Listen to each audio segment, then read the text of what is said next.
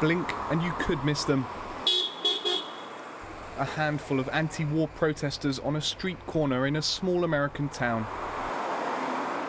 Compared to the crowds that have marched against the wars in Iraq and Afghanistan in some of the world's major cities over the years, this may not look like much. That's until you realise these people have been doing this daily since 2001, and they haven't missed a single day. No, there's never been a day like that I'm aware of. One day that sticks out in my mind is a day where there were just 4 of us, and it was raining and it was cold and there was snow coming down.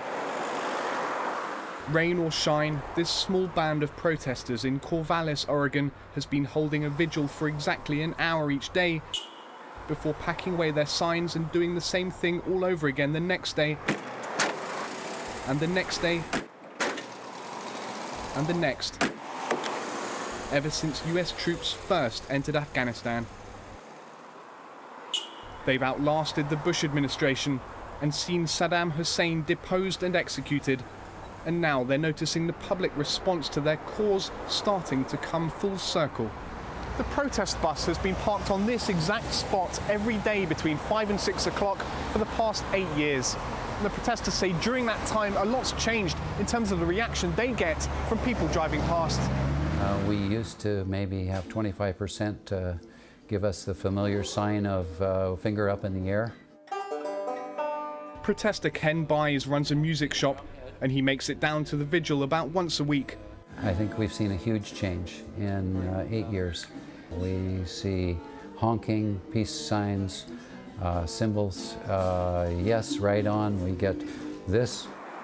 Sustaining a protest for a period of nearly 3,000 days in a row hasn't been easy. Much of the group's motivation has come from these early morning political discussions at a local cafe. Sometimes it's discouraging, but the trend is it would be a lot worse if we weren't there. But while chief organizer Ed Epley acknowledges US public support for their cause has shifted since they first started out, the group is under no illusion that their vigil could end anytime soon.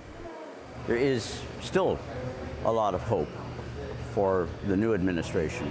It's kind of getting dulled a little bit, and in as much as we're not seeing the changes that we had really expected.